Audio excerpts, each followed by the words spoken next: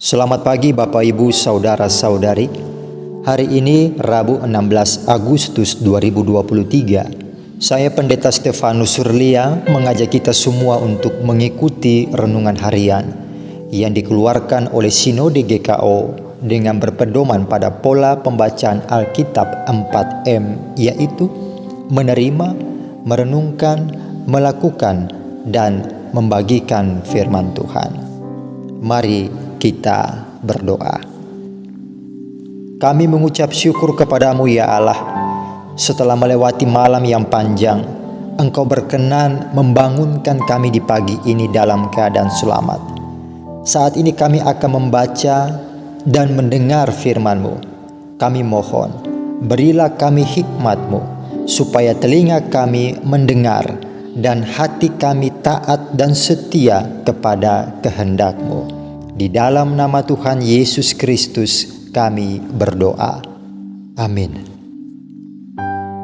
Bapak, Ibu, Saudara-saudari, tema kita hari ini adalah mengaku dengan mulut dan hati Yesus adalah Tuhan.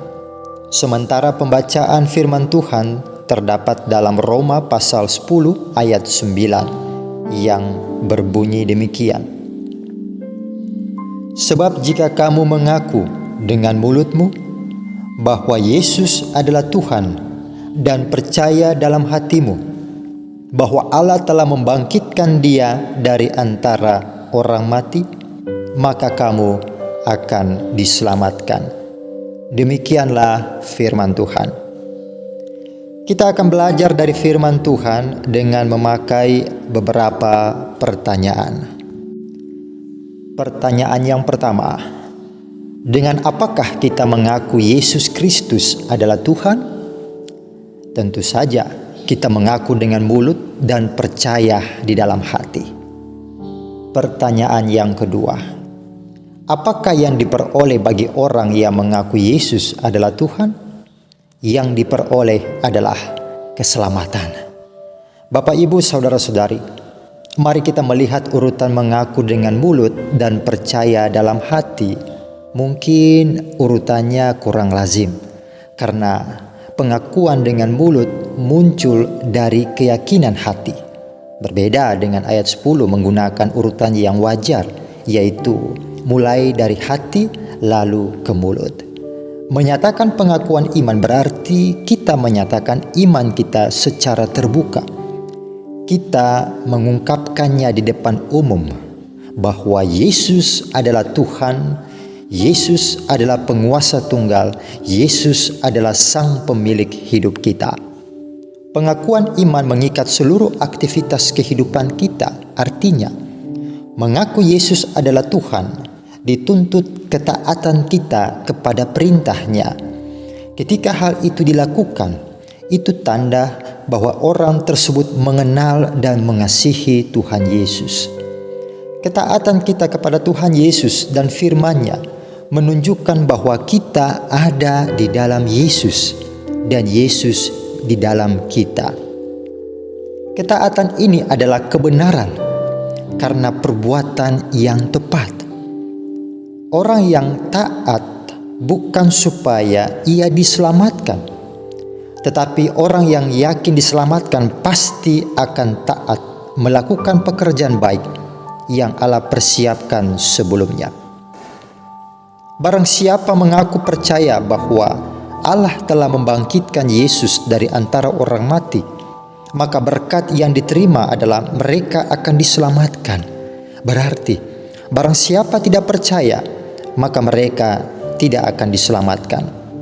Mengaku bahwa Allah telah membangkitkan Yesus dari antara orang mati berarti kita percaya bahwa Yesus Kristus bukan mitos. Kisah Yesus bukan dongeng sebelum tidur, melainkan sebuah fakta sejarah bahwa Yesus telah datang ke dunia dan menderita sengsara di bawah pemerintahan Pontius Pilatus. Ketika kita mengaku Yesus Tuhan, maka kebangkitannya bukanlah kebangkitan seseorang yang kelak akan mati lagi seperti Lazarus atau orang-orang lain yang pernah dibangkitkan dari antara orang mati. Yang mati adalah kemanusiaan Yesus. Tetapi kalau ketuhanan Yesus tidak pernah mati, kematian Kristus adalah bukti bahwa Yesus 100% adalah manusia. Sedangkan kebangkitan Yesus menjadi bukti bahwa Yesus 100% adalah Tuhan. Karena kematian Kristus berbeda dengan kematian layaknya manusia biasa. Kematian Kristus telah mengalahkan kuasa maut, iblis, dosa. Ungkapan "kamu akan diselamatkan" berisikan tentang suatu kehidupan bersama-sama dengan Allah. Dan inilah kabar baik dari surga bagi orang yang percaya kepadanya. Bapak, Ibu, saudara-saudari, ketidakpastian adalah salah satu persoalan yang serius dalam hidup kita. Ada begitu banyak ketidakpastian yang melekat di dalam kehidupan kita. Hal ini membuat banyak orang menjadi pesimis, menjadi depresi. Di sekitar kita masih ada orang-orang yang pikiran dan hatinya terbenam dalam ketidakpastian. Mereka masih terbelenggu dengan keraguan. Kita pun turut memiliki peranan dalam firman Tuhan ini. Karena iman timbul dari pendengaran, maka tugas kita ialah menyampaikan kabar baik dengan mulut kita, meyakinkan mereka supaya semua orang harus percaya bahwa hidup di dalam Kristus adalah hidup di dalam kepastian. Hidup di dalam Kristus bukanlah mudah-mudahan. Hidup di dalam Kristus bukan bisa jadi. Hidup di dalam Kristus bukanlah semoga. Hidup di dalam Kristus bukanlah mungkin. Tetapi hidup di dalam Kristus adalah hidup yang penuh dengan kepastian. Saya pasti selamat, saudara pasti selamat, kita pasti selamat asalkan kita percaya apa yang difirmankannya. Bapak, Ibu, saudara-saudari, setelah mendengar renungan ini, mari kita membagikan renungan firman Tuhan ini kepada mereka yang mau diselamatkan. Mari kita berdoa. Dengan hati kami percaya dan dengan mulut kami mengaku, benar, Engkaulah Tuhan dan Juru Selamat kami. Di hari yang baru ini, kami sangat memerlukan-Mu Tuhan. Karena di dalam pergumulan hidup kami, ada begitu banyak ketidakpastian. Dalam keraguan itu, kami selalu melupakan Tuhan yang penuh dengan kepastian. Tolonglah kami, supaya kami tetap memelihara iman kami, sehingga kami pun juga dapat menguatkan iman sesama kami. Mendasari seluruh tugas dan tanggung jawab kami di hari ini, kami mohon penyertaan Tuhan. Berkatilah pergumulan hidup kami, baik pribadi maupun keluarga kami.